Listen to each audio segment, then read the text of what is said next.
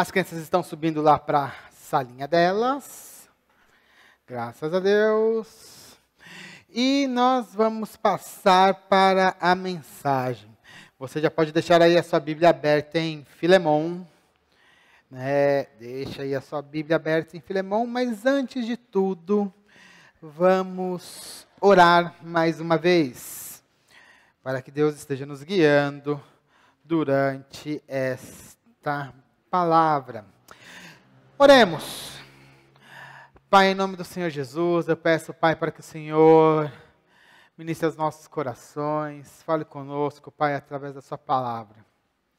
Nós precisamos ouvir a sua voz, nós precisamos, Pai, ser tocados pela sua palavra e que hoje, Pai, essa palavra nos transforme, abra os nossos olhos e que nós possamos, Pai, ser transformados e também transformar o mundo ao nosso redor. Pai, fale conosco, nos ajude a ver as coisas de uma maneira diferente. É o que eu te peço, meu Deus, em nome do Senhor Jesus. Amém e amém. Então, já deixa aí a Bíblia aberta aí em Filemon. Procura aí a Bíblia, que com certeza que você vai achar. Tá? Vou te dar uma dica. Tá depois de 2 Timóteo, tem aí a cartinha de Filemon. É uma das cartas é uma das maiores. Não, desculpa, falei de 2 Timóteo, não, depois de Tito, né? Uma das maiores, né, do Novo Testamento. Lógico que não, né? É uma das menores. Você vai achar aí direitinho para você. Só a gente vai apresentar aí para vocês. Estamos colocando.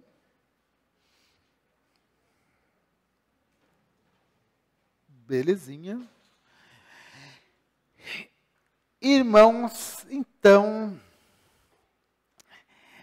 essa semana é uma semana até interessante. A inspiração para essa mensagem veio de uma data que aconteceu essa semana. Mas antes de falar dessa data, eu queria mostrar isso aí para vocês. Alguém reconhece esse documento? Eu tinha certeza que a Ana ia reconhecer. Mas alguém reconhece esse documento além da Ana? Hã? Quem? Ó, tô ouvindo aí algumas vozinhas. Quem falou aí além?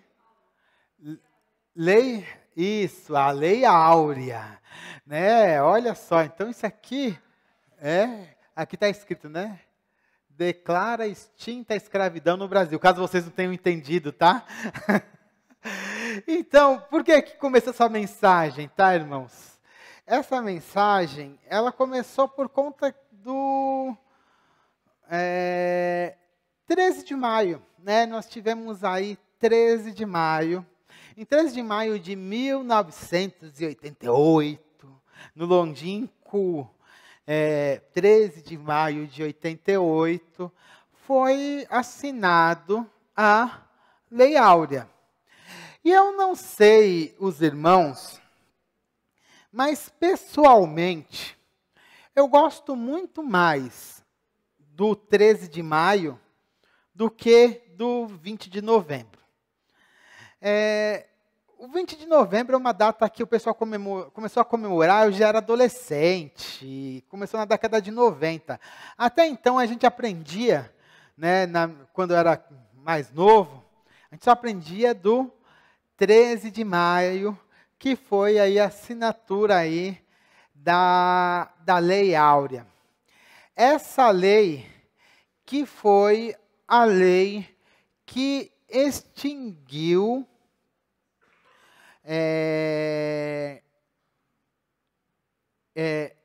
a escravatura. Mas deixa eu fazer uma perguntinha para você. Você já leu a Lei Áurea? Você já leu o conteúdo da Lei Áurea? Eu vou te convidar a ler a Lei Áurea na íntegra nesta noite. Pastor, mas hoje é culto, não é aula de história, mas a gente vai ler. Fica calmo, irmão. Não fica nervoso, não. É culto, tá? É pregação. Mas nós vamos ler a Lei Áurea na íntegra. Olha só o que está escrito na Lei Áurea. É isso tudo. Isso aqui tudo é a Lei Áurea. Olha só. Artigo 1. É declarada extinta, na época escrevi assim, desde essa data, desta lei, a escravidão no Brasil.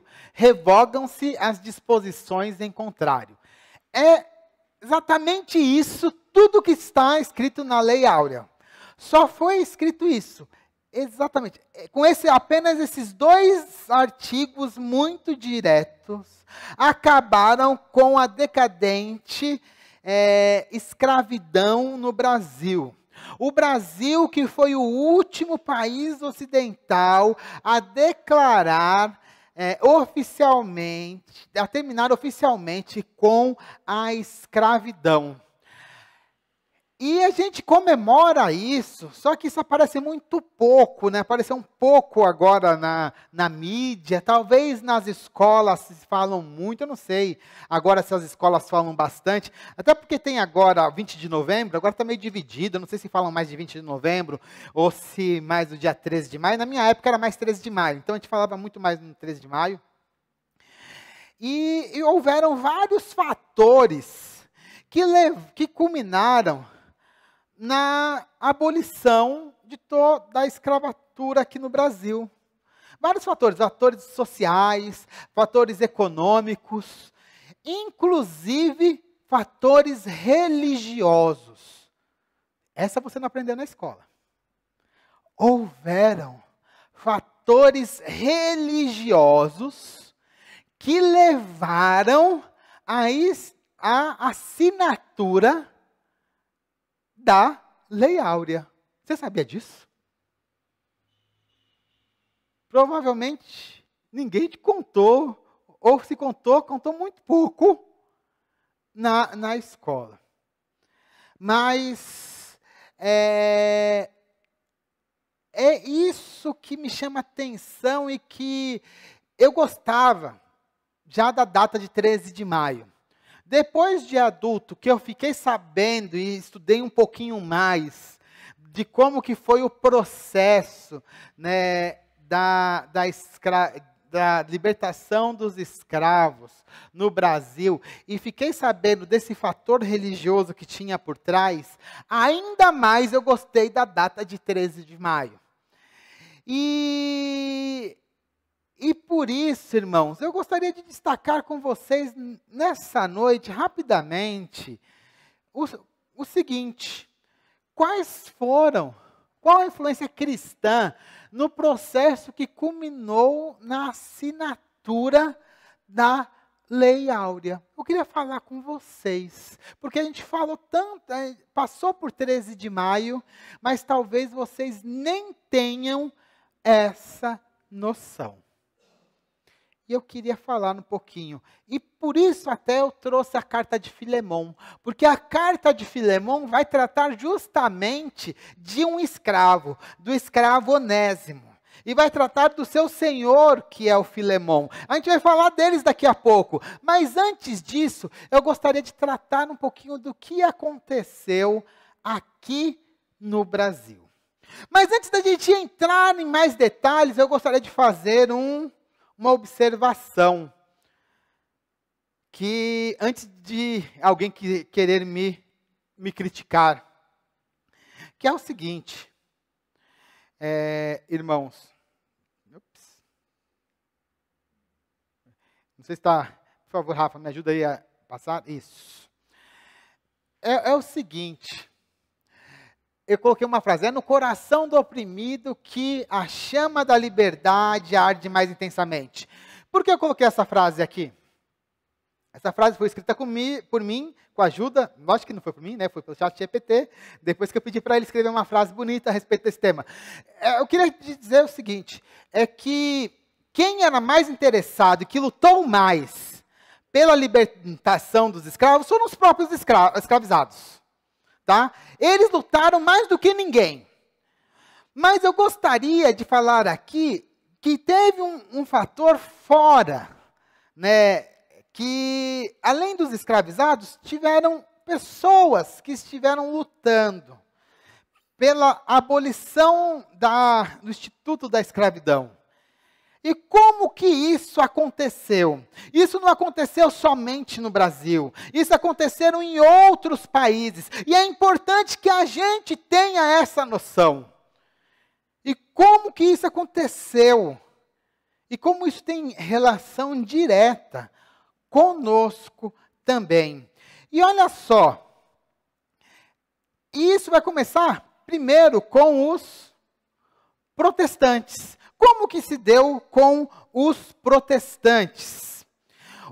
No caso dos protestantes, nós vamos ter, primeiro, a influência do grande avivamento inglês. Vocês já ouviram falar do grande avivamento inglês e americano? Esse foi um grande movimento que nós falamos muito e citamos muitos desses pregadores até hoje, em muitas e muitas pregações que nós temos nas nossas igrejas.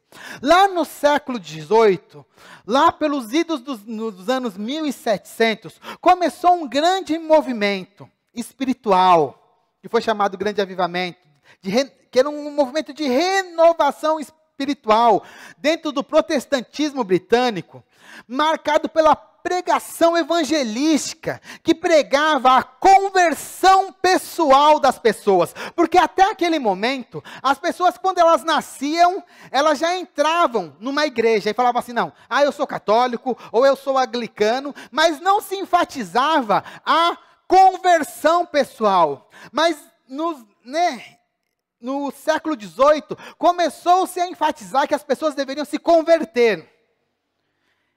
E ali começou o movimento do grande avivamento.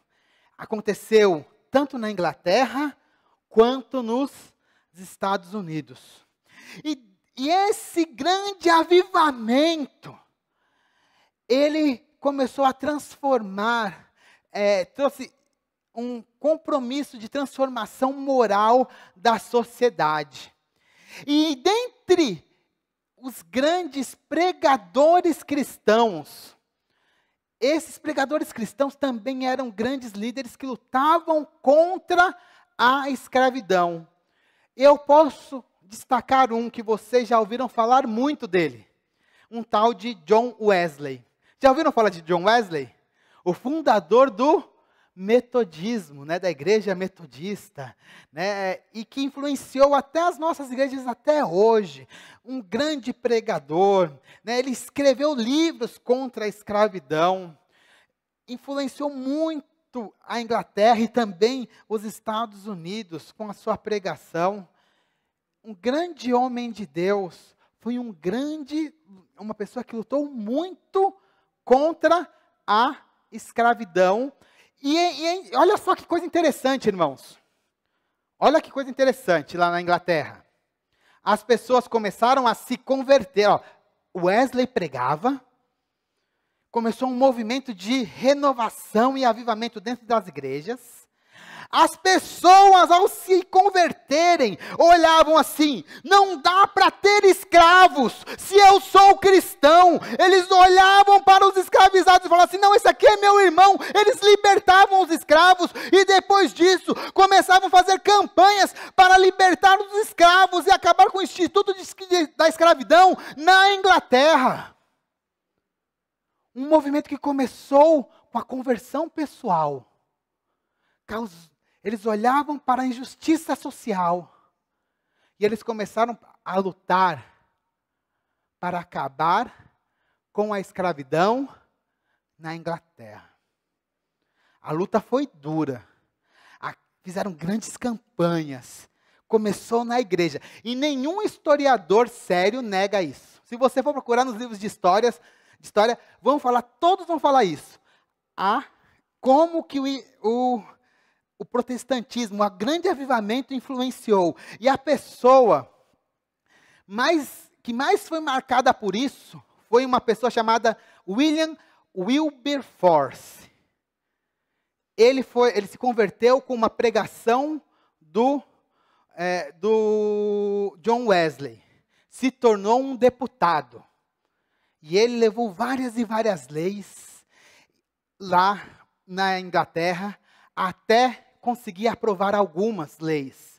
E com as suas leis, ele conseguiu, né? Ele levava abaixo-assinado, fez campanha em igreja, ele fez muitas coisas, assim, a igreja, dentro da igreja eles fizeram um grande movimento, olha só, movimento na igreja para mudar a sociedade. Eles vão fazer grandes leis, olha só, em 1807 eles vão conseguir aprovar uma lei para acabar com o tráfico negreiro na Inglaterra. Em 1833, eles vão conseguir aprovar uma lei para acabar com a escravidão na Inglaterra e em todas as colônias. Naquela época, a Inglaterra era o país mais poderoso do mundo. E se achava o dono do mundo, a dona do mundo também. Tá? Aí ela começou a fazer pressão para acabar com o tráfico de escravizados no Atlântico. E qual que era o país que tinha mais escravizados? O Brasil. Começou a fazer pressão no Brasil para acabar com o tráfico negreiro no Brasil. Fez o Brasil assinar duas leis, por pressão internacional. A Inglaterra fazendo pressão no Brasil. A primeira lei foi a Lei Feijó, de 1831, que foi a lei para inglês ver, que acabava com o tráfico negreiro, mas os brasileiros assinaram, mas não faziam nada, continuaram a trazer escravos da África. E depois veio a Lei Eusébio de Queiroz, que aí sim acabou com o tráfico transatlântico no Brasil. Mas sabe onde começou tudo isso, irmãos? Sabe onde começou tudo isso? Com as pessoas se convertendo na igreja. As pessoas se rendendo aos pés de Jesus, entregando a sua vida para Jesus. Ao entregar a sua vida para Jesus, elas começaram a entender que não era justo ter escravos. Elas alforriavam seus escravos. E depois não era somente alforriar os seus escravos. Elas tinham que lutar para acabar com a escravidão. E não adiantava somente acabar com a escravidão na Inglaterra. Elas tinham que acabar com a escravidão no mundo. Um movimento dentro da igreja mudou o mundo. Entendem a força disso? Olha outra coisa que aconteceu. Isso aqui foi dentro dos protestantes. Mas também teve um movimento dentro da Igreja Católica. Vamos ver um pouquinho sobre o que aconteceu na Igreja Católica? Estou aqui apanhando aqui dos... Igreja Católica. A Gi vai me ajudar aqui, trocando aqui a pilha. Mas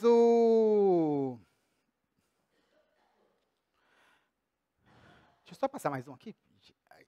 Passa mais um, por favor, Rafa. A Igreja Católica, irmãos, durante 4 séculos aqui no Brasil, ela sustentou a escravidão. Então, bispos, padres, colégios, conventos, eles sempre exploraram a mão de obra de escravizados, sempre. Tá? Seja para construir igreja, nas minas, nas lavouras, sempre exploravam. Então, a igreja em si sempre explorou. Passa mais um, por gentileza. Contudo, dentro da igreja, tinha... e é interessante, uma coisa só para vocês saberem, tá? Desde 1500, né? Sempre começou, né? Desde o início da colonização. Até 1871, ainda existiam... a igreja ainda usava mão de obra de escravizados, tá? Até 1871, para vocês terem uma ideia. Mas, dentro da igreja, sempre teve movimentos, não dos padres, mas dentro da igreja sempre teve um movimento para ajudar os escravizados. E vai ter uma coisa que é interessante, que a gente fala pouco, que são as irmandades católicas.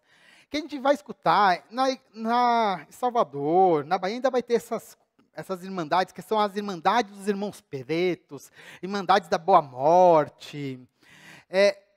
Elas eram irmandades formadas por negros libertos e negros escravizados, que tinham uma função de convívio social, que eram lideradas normalmente por um padre ou por um bispo, e normalmente os negros, eles se uniam para juntar dinheiro, comprar a liberdade de uma pessoa, ajudar no enterro, encomendar uma missa, se a pessoa estava doente, eles se ajudavam. Então, enquanto a igreja em si, ela mantinha a escravidão, tinha sempre as irmandades dentro da igreja que os negros se ajudavam entre eles. Era muito interessante isso, né, as irmandades. Depois vocês entram em mais detalhes, eu não vou entrar muito detalhe sobre isso. Mas o que eu quero chamar a atenção de vocês é o que aconteceu no século XVIII, que foi com esse camarada aqui, ó.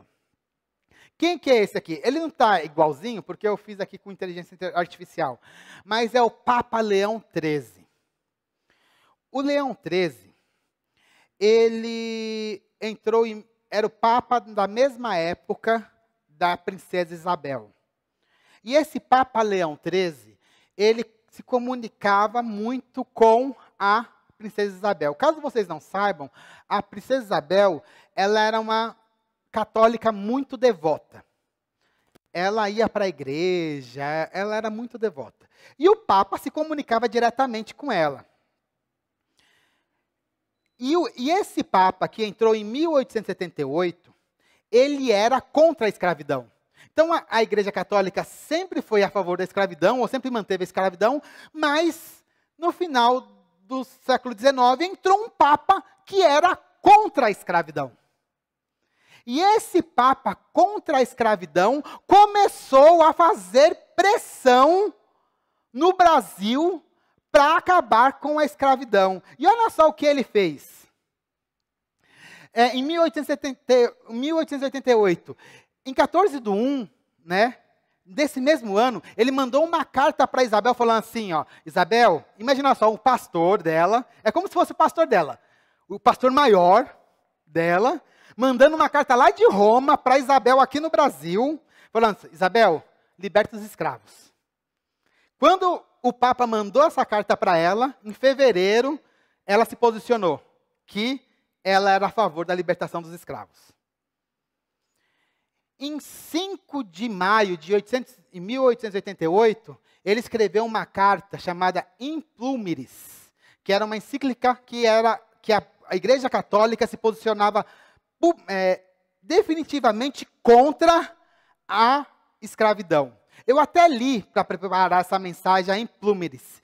É bem interessante que não é ruim, não. É uma encíclica legal, bem escrita, teologicamente bem razoável, que condena a escravidão. E depois que a Isabel assinou a Lei Áurea em 13 de maio, o que o Papa fez? Em 29 de maio, ele fez o quê? Ele mandou para ela a Rosa de Ouro, que era a maior honra que a Igreja Católica podia mandar para um fiel. Falando assim, olha, ele recomendou em 14 de maio a libertação, ela fez em 14 de janeiro, em maio ela libertou, aí depois ela falou assim, minha filha, você fez certinho, toma aqui a condecoração, e manda mais uma carta para ela. Ou seja, a Igreja Católica e o Papa fez pressão direta nos imperadores brasileiros para acabar com a escravidão. Porque esse Papa aqui, o Leão XIII, ele era contra a escravidão. Por que eu estou falando tudo isso? Porque a gente tem uma conclusão quando a gente fala da escravidão. Quando a gente fala do 13 de maio. Quando a gente fala a respeito do que aconteceu para a assinatura do 13 de maio, quando a gente fala da parte religiosa. E isso para mim está muito claro. E é o seguinte, irmãos. É isso aqui que eu quero colocar para vocês. O cristianismo, ele foi a bússola moral né, e teológica do movimento abolicionista. O cristianismo, ele foi a bússola moral e teológica do movimento abolicionista do século XVIII e XIX. Ou seja, a igreja, o que estava acontecendo da igreja, as mudanças dentro da igreja, sejam as mudanças que aconteceram dentro dos protestantes, com um grande avivamento, seja a mudança do Papa dentro da igreja católica, fizeram com que o mundo ocidental acabasse com a escravidão. Vocês já sabiam disso? Já tinham pensado nisso? Isso é muito legal. Pensar que esses conceitos cristãos, o conceito cristão muda a sociedade. O cristianismo, ele muda a sociedade. Uma sociedade cristã, ela é melhor do que outro tipo de sociedade. Os conceitos cristãos de sociedade são melhores. E isso eu creio também. Por exemplo, a escravidão vai contra os padrões cristãos. Os cristãos verdadeiros lutaram contra isso. Eles acabaram com isso. Resolveu tudo? Lógico que não. Teve um monte de problema depois que acabou com a escravidão no Brasil. E até hoje a gente está resolvendo ainda os problemas. Mas o movimento começou dentro da igreja. E principalmente o grande avivamento é muito legal. Pensar que os cristãos que se convertiam, eles conseguiram mudar a sociedade. E não só a sociedade, mudaram o seu país e mudaram o mundo. Imagina só um movimento que poderia começar aqui na nossa igreja.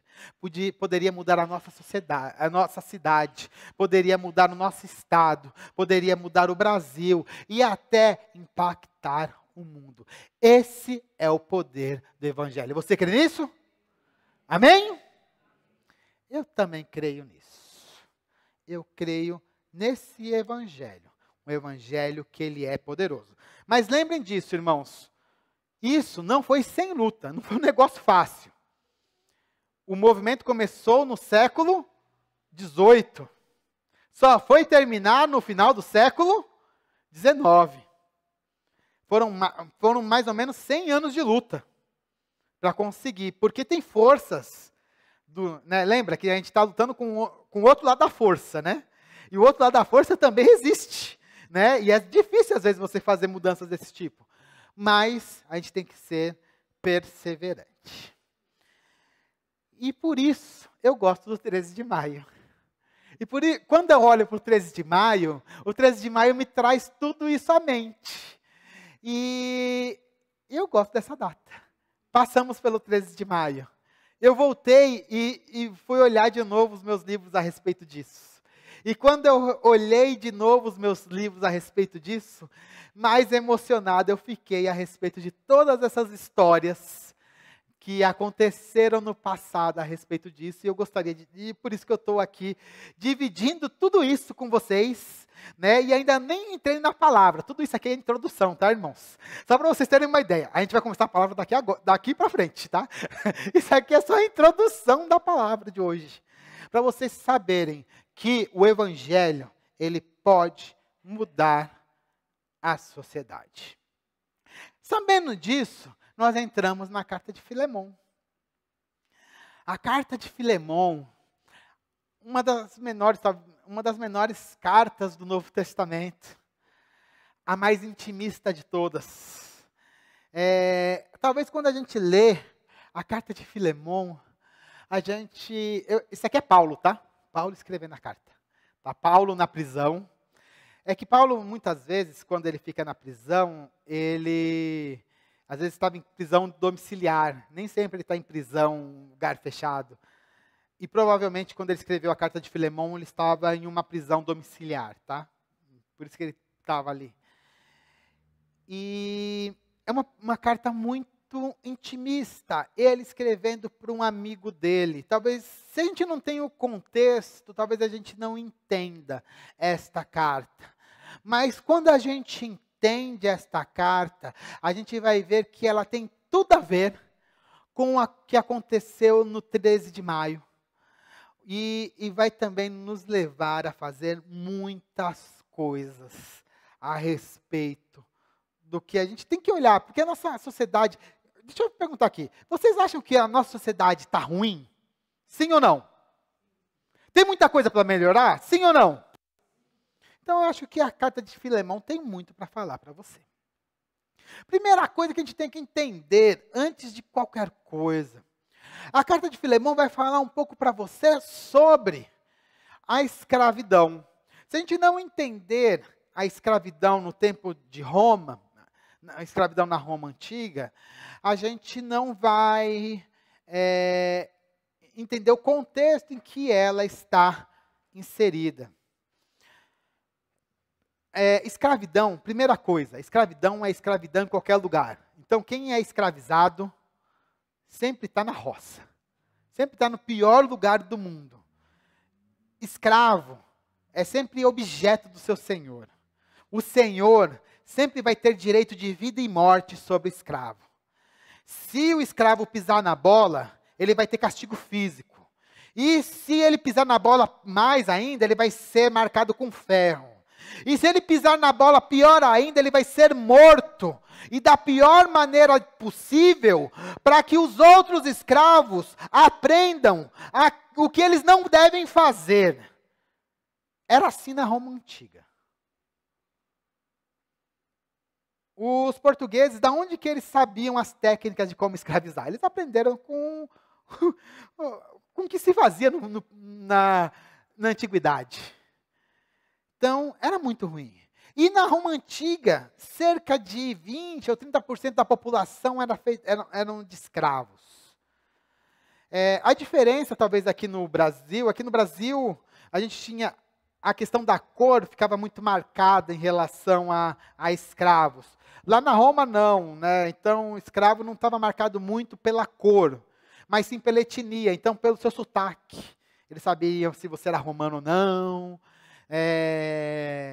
Ele tinha outras características. Você iria andar com uma coleira.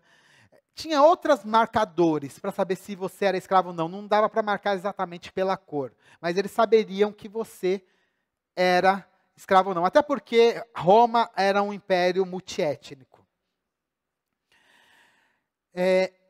Os escravos eles eram utilizados em todas as áreas na vida romana. Né? Só não eram funcionários públicos. Tinham posições que eram mais tranquilas quando você era um escravo doméstico. Tinham escravos que até eram intelectuais. Mas tinham escravos que trabalhavam nos piores lugares do mundo. Por exemplo, escravos que trabalhavam em terras agrícolas, que trabalhavam em minas, que eram remadores de galés. Eram os piores lugares do mundo para você estar. Você teria uma sobrevida muito pequena. Na Roma, os escravos eles eram capturados normalmente em guerras. Ou, como acontecia nos escravos que vinham para o Brasil, você podia estar andando lá na sua vila, chegavam pessoas, te raptavam e te vendiam como escravos. Isso já acontecia na Roma antiga. Eles invadiam também já vilas para roubar pessoas para vender como escravos já na Roma antiga. Não era somente por guerras que tinha escravo na Roma.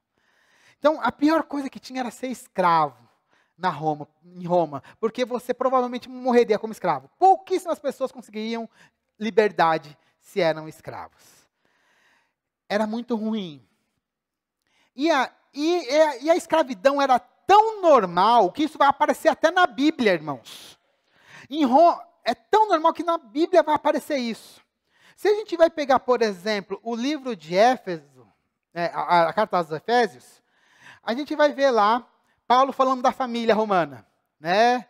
Mulheres, fala dos homens, se sujeitam aos mulheres, homens se sujeitam às suas mulheres, mulheres se sujeitam aos homens, né? Filhos se sujeitam aos pais, e depois ele fala o quê? Escravos se sujeitem aos senhores. Sabe por quê? Porque os escravos, de uma certa maneira, faziam parte da família. Era tão entranhado que aparece até na Bíblia. os escravos domésticos, eles, de certa forma, mais ou menos, eles eram meio que considerados como da família. Isso aparece até na Bíblia, para vocês terem uma ideia como que isso era um instituto normal naquela época. Mas a Bíblia, ela vai subverter isso, ela vai trocar um pouquinho isso. E essa carta de Paulo, Paulo vai escrever para Filemon. Quem que é Filemon? Filemon era um cristão, provavelmente um cristão rico da cidade de Colossos. Por que ele era rico? Porque ele tinha escravos. Quem tinha escravo era a pessoa rica. Pobre não tinha escravo. Então ele era um cristão próspero. E Filemon e Colossos era uma cidade de mais ou menos 160 quilômetros de Éfeso. Ao que parece, Filemon se converteu. Opa, deixa eu só trocar aqui. Ao que parece, Filemon, ele se converteu durante o ministério de Paulo em Éfeso. E ele começou a trabalhar no ministério ali e até fez um PGM na casa dele. Então, ele fez um PGM, o PGM cresceu, e se ele fosse realmente um cristão próspero, ele ia ter uma casona, tá, irmãos? Não era uma casinha, não. Ele ia ter uma mansão. Então, ia dar para colocar bastante gente na casa dele. Por isso, a igreja de Colosso, a igreja vai se reunir aonde? Na casa dele.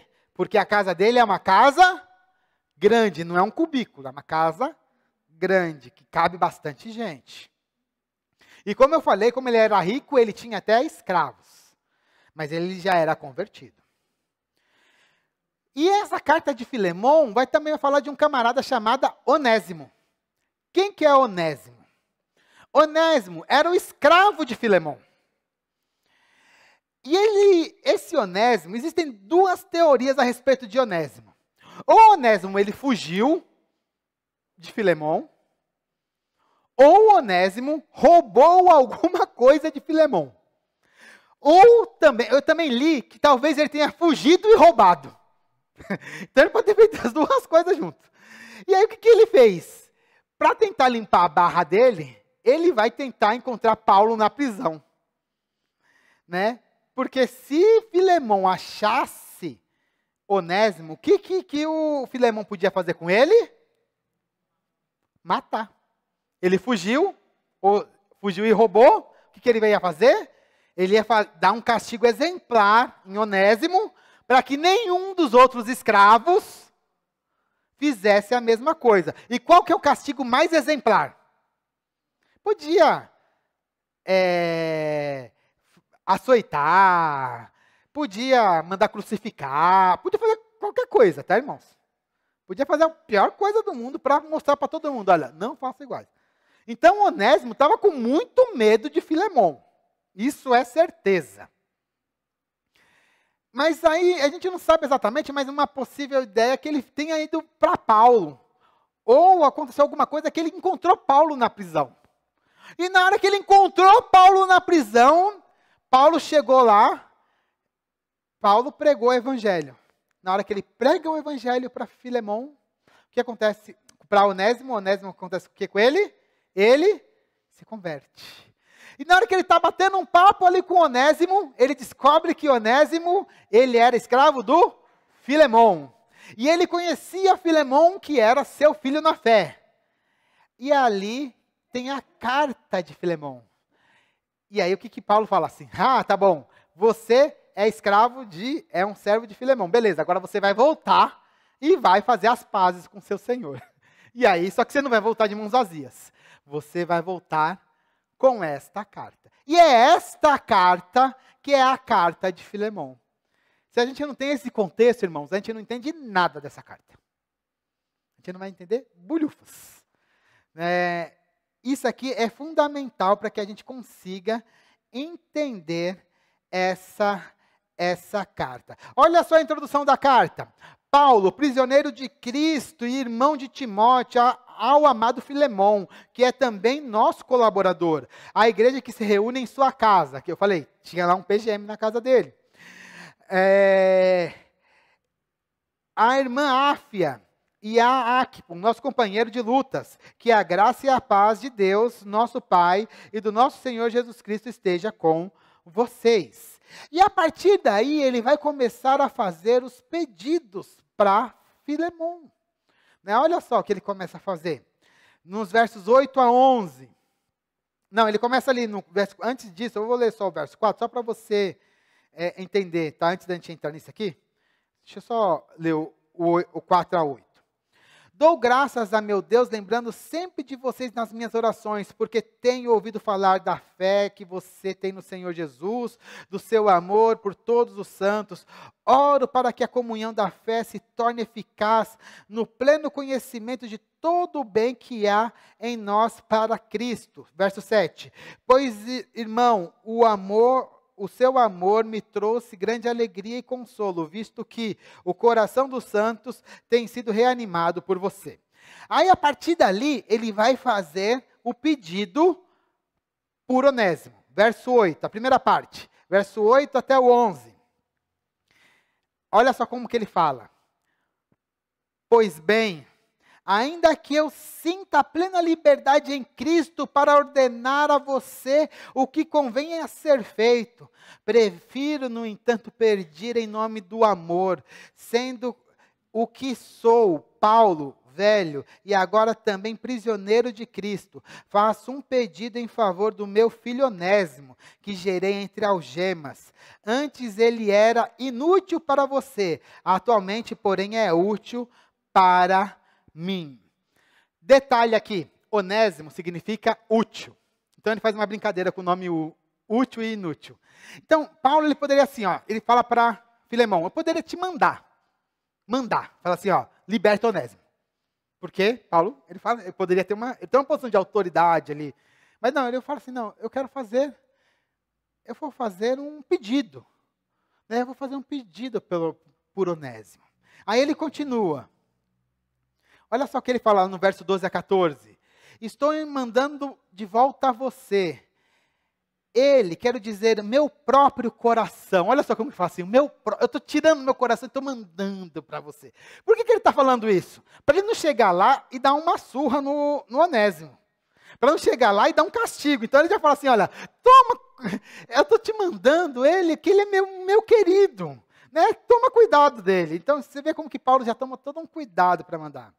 Eu queria conservá-lo comigo, para que ele servisse em seu lugar nas algemas que carrego por causa do Evangelho.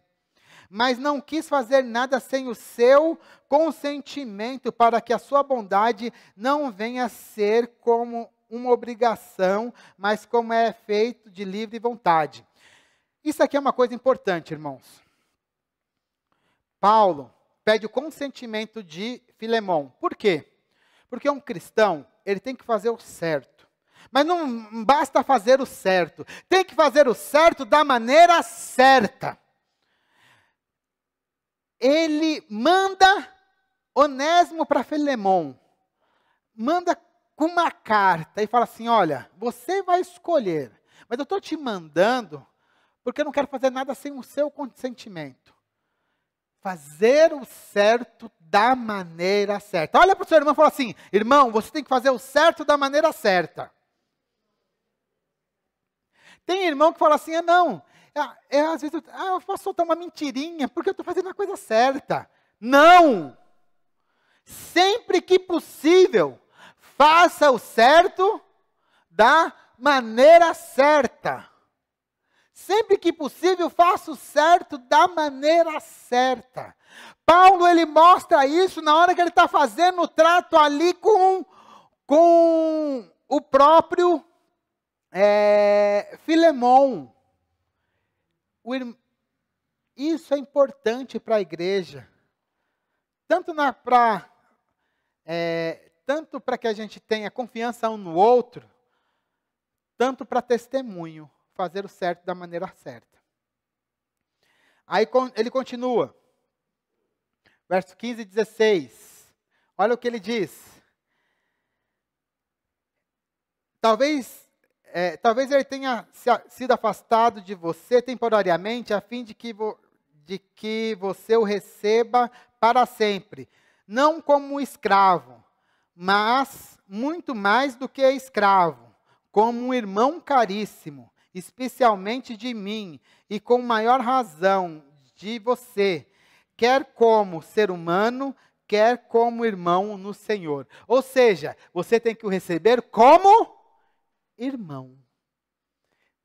Olha, ele saiu daí como escravo. Agora você vai receber ele como irmão. Isso aqui é uma coisa muito importante. No cristianismo,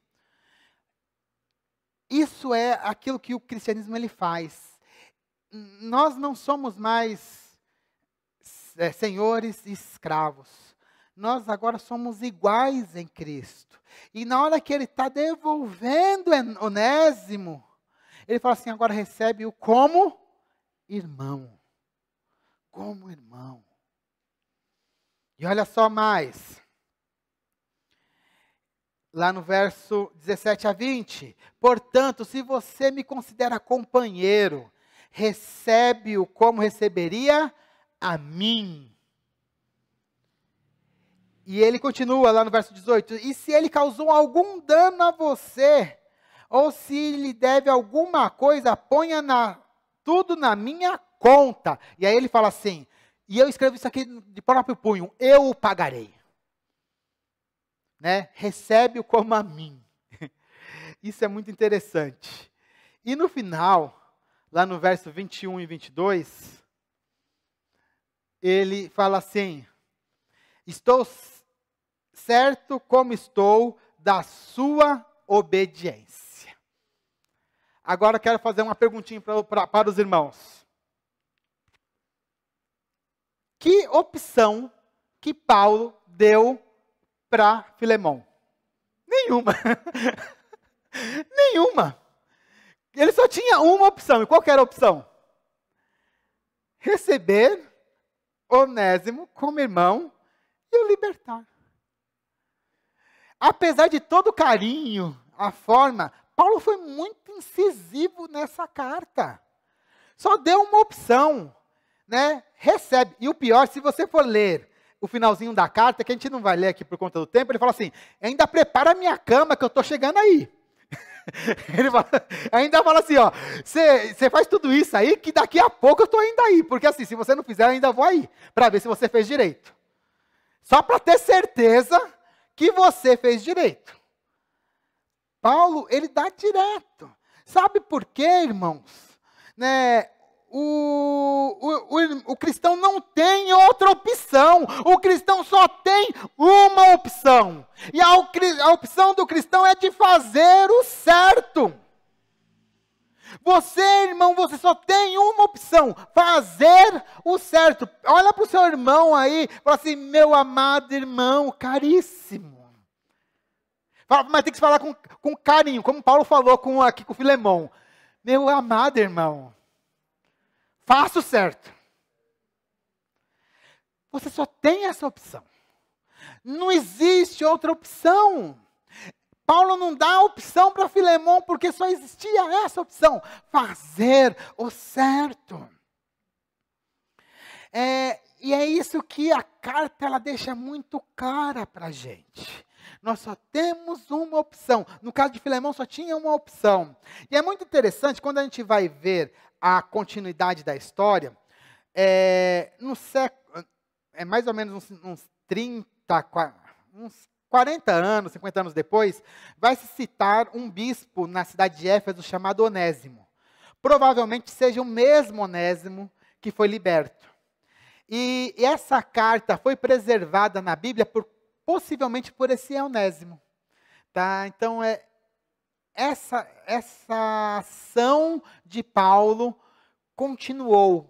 Provavelmente Onésimo tenha se tornado um pastor na igreja de Éfeso. É bem possível isso. Mas eu quero voltar um pouquinho a falar da escravidão, irmãos. Só para a gente fechar essa questão da escravidão. A escravidão, tá? É um dos efeitos do pecado. Está lá em Gênesis 3, 16 a 19, né, que fala do pecado, né, entrando no mundo. E a primeira menção de alguém sendo servo um do outro está lá em 9:25, quando nós temos lá logo nos filhos de Noé, que você tem o caso lá do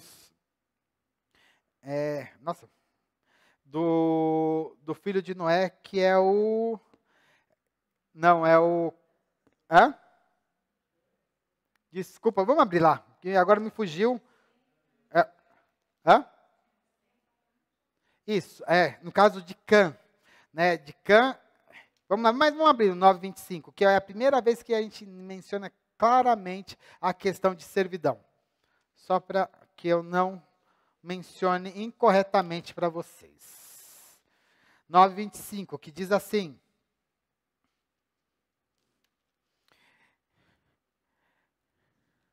que está falando de Canaã, né? Então disse, maldito seja Canaã, e seja servo dos servos para o seu irmão. Lembra do pecado de Cã, que viu lá no nudez do seu pai, e aí Noé amaldiçoou não Cã, mas sim o filho de Cã, Canaã. E aí ele menciona que Canaã seria servo ou escravo dos seus irmãos. Essa é a primeira menção em Gênesis 9:24.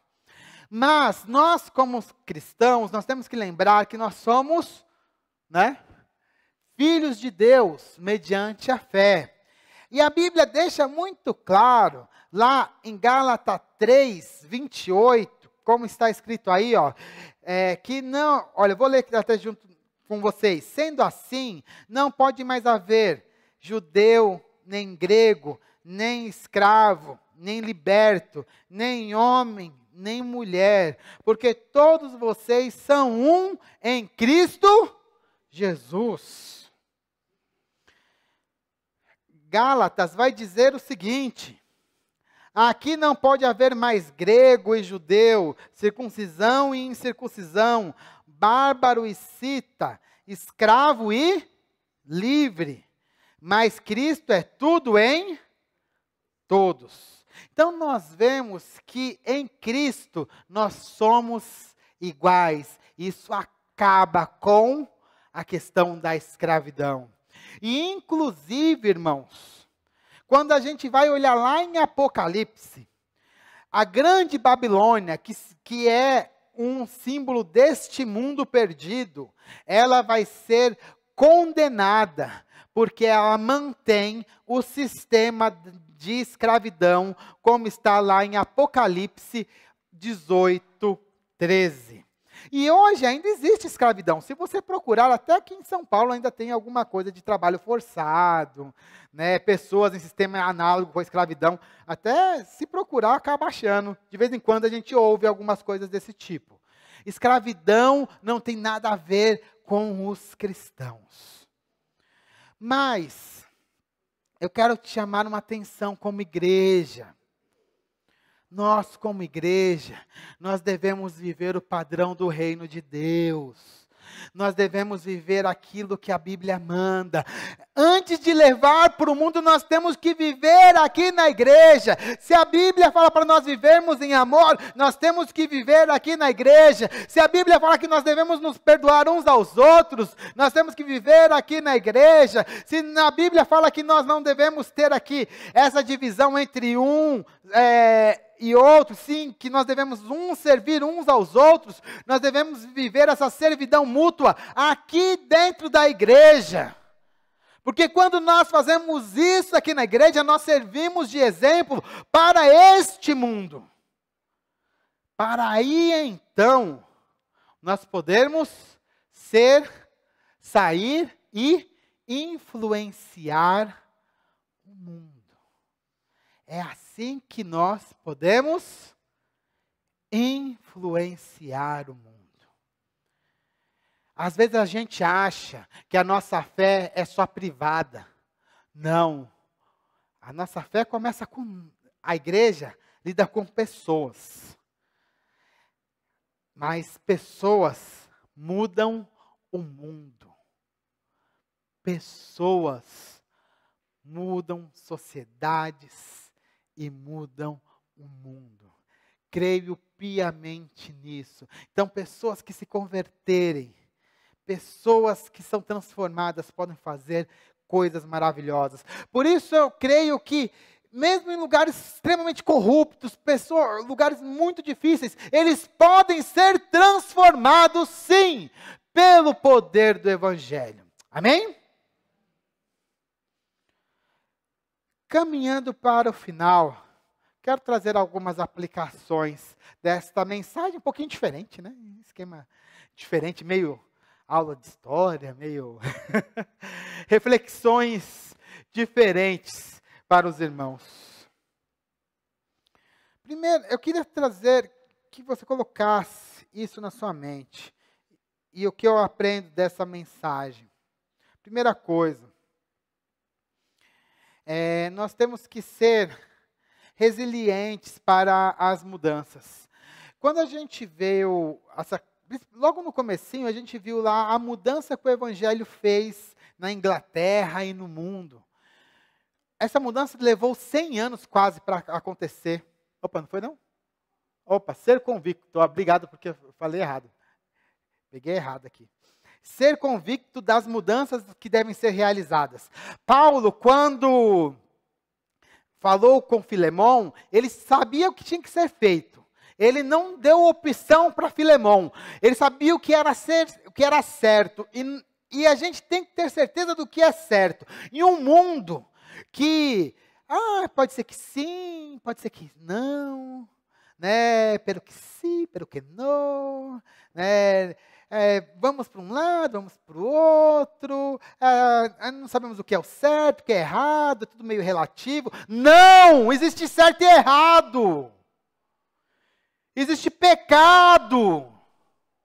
Nós temos que ter convicção a respeito disso. Paulo tinha essa convicção.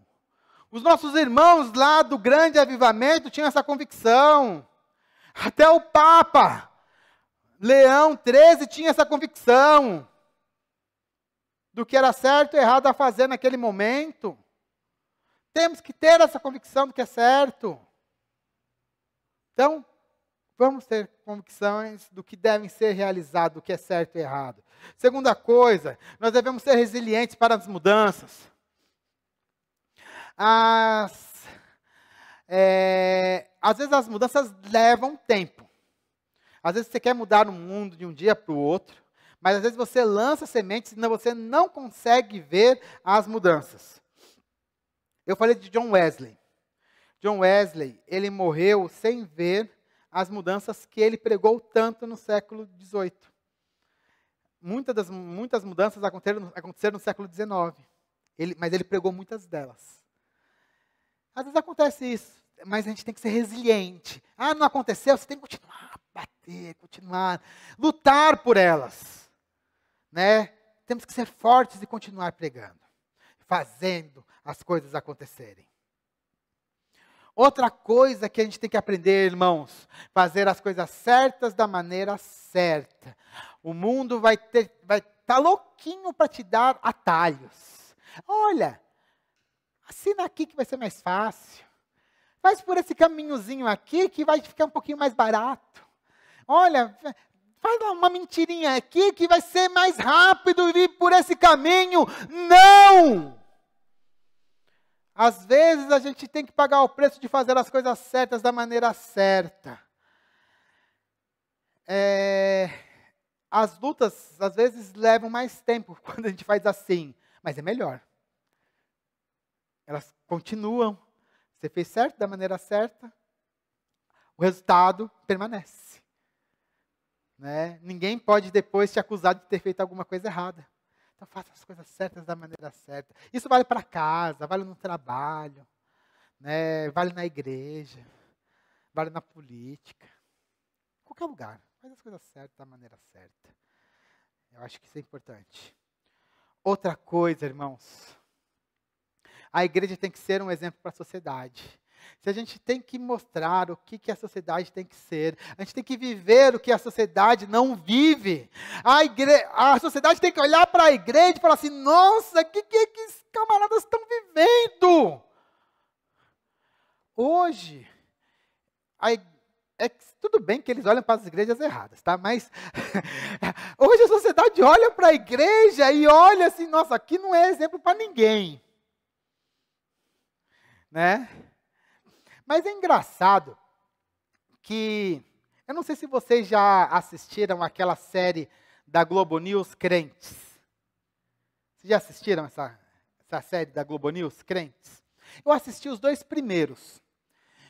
E aí foi interessante que, para fazer contraponto com as igrejas, essas mega igrejas, eles começaram a pegar os batistas. No primeiro episódio apareceu o Ed, mas um outro pastor lá do... Agora eu não sei, eu vou errar o estado, então não vou falar. Mas eram 2 pastores batistas. Tudo bem que o Ed tem esse problema todo que a gente tem com os batistas, a gente sabe, né? Mas é interessante como eles usaram igrejas pequenas para mostrar que nem sempre tem igreja que está querendo ganhar dinheiro. Tem igrejas que estão fazendo trabalhos legais. E nesse sentido, pelo menos nos 2 episódios que eu assisti dessa série Crentes, lá do Globoplay, fiz até a propaganda para a Globo, ela poderia me patrocinar depois, né? Mas tudo bem.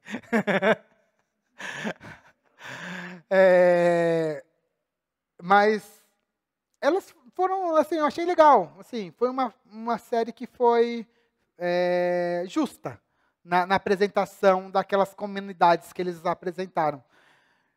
Que nem sempre são grandes igrejas, existem pequenas igrejas que estão trabalhando ali. Aí mostrou uma comunidade presbiteriana, mostrou uma comunidade batista, trabalhando ali, né, nessas 2 séries. Então, no que eu assisti, achei legal.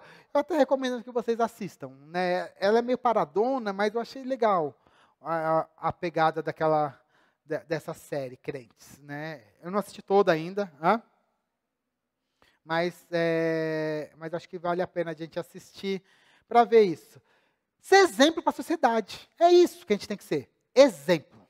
Exemplo. Eles olharem para a gente e falarem assim, pô, esses camaradas aí, que eu não conheço bem, são uns bichos estranhos, ficam olhando para um Deus que a gente não entende, fazem uns negócios que a gente não entende nada, porque a sociedade... Entendam, irmãos, o povo aí do mundo não entende pessoal de igreja, eles não entendem.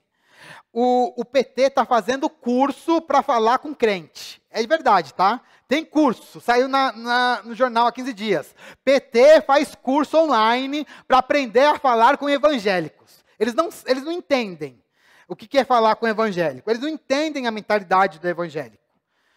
Simplesmente, tem um bloqueio. Eles não entendem a nossa visão. Mas, a gente tem que ser exemplo para eles. Tem que ser exemplo para as pessoas que estão no mundo.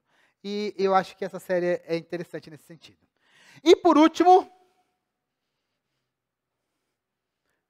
voltar aqui para a minha bússola, né? A palavra de Deus tem que ser a nossa bússola moral e teológica. Irmãos, estamos finalizando aqui, né? Hoje nós aprendemos, né, que a palavra de Deus pode impactar não somente as nossas vidas, mas pode impactar a sociedade, né? Faça isso, deixe que a palavra de Deus impacte a sua vida. E você, né, pode impactar a sua família, você pode impactar o seu emprego, você pode impactar a nossa cidade, você pode impactar a nossa sociedade. Que Deus o abençoe, né? Seja utilizado por Deus. Né? Foi assim que aconteceu com os nossos irmãos no passado. E creio que você vai ser um agente de Deus no nosso tempo. Que Deus nos abençoe. Amém. Vamos nos levantar e vamos orar.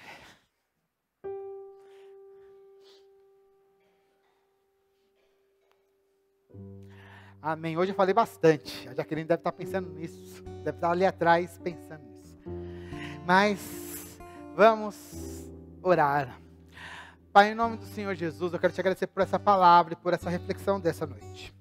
Onde nós tratamos de 2 maneiras, Pai. Vimos o que os nossos irmãos cristãos fizeram no passado. E como eles impactaram a sociedade. Vimos também como que isso aparece na Bíblia. Onde também o apóstolo Paulo impactou a vida de um irmão específico, o Onésimo, e também a vida de Filemon. E como isso também tem impactado as nossas vidas hoje. Pedimos, Deus, em nome do Senhor Jesus, que essas palavras entrem nos nossos corações. E que não somente elas nos levem a fazer algo, mas que a gente seja transformados de tal forma a vivermos essa palavra e nós sermos essa palavra. Que nós possamos ver as agruras que estão acontecendo no mundo e que nós possamos não nos conformarmos com ela. Entender, Pai, que essa não é a vontade de Deus para a nossa cidade, não é a vontade de Deus para o nosso estado, não é a vontade de Deus para o Brasil, e que nós possamos lutar contra elas. Deus, em nome do Senhor Jesus, que nós possamos, Pai, nos levantar, Pai, em oposição a tantas coisas más que acontecem na nossa sociedade. Que a igreja seja um exemplo para a sociedade e que nós possamos lutar, Pai, em causas sociais diversas, Pai, para ajudar este mundo. Nós sabemos que nós não vamos resolver tudo, nós temos essa noção, Pai. Mas eu creio que nós podemos aliviar muitas dores enquanto nós aguardamos a vinda do nosso Senhor Jesus Cristo. Porque nós cremos, Pai, que todas as dores e todos os males, eles serão resolvidos no momento da sua vinda. Mas enquanto isso não acontecer, Pai, a sua igreja, como a sua agência, como estará aqui, Pai, pregando a sua palavra e também na medida do possível e no limite das nossas forças, também estaremos, Pai, trazendo a luz do Evangelho e lutando pela justiça. Ajuda, Pai, a sua igreja a fazer isso, traz desta consciência, não somente para os que estão aqui, mas também para aqueles que estão nos escutando aqui através da internet, e que essa palavra toque fundo nos nossos corações e nos mova. Esta é a oração que nós fazemos nesta noite, em nome do Senhor Jesus. Amém e amém. Irmãos, estamos finalizando. Que Deus abençoe vocês, que vocês tenham uma semana abençoadíssima e espero vocês ou no PGM ou no domingo de manhã. Vamos receber a bênção. Que a graça do nosso Senhor Jesus Cristo, o amor de Deus, o nosso Pai, e as consolações do Espírito Santo sejam sobre todos nós, agora e sempre. Amém e amém.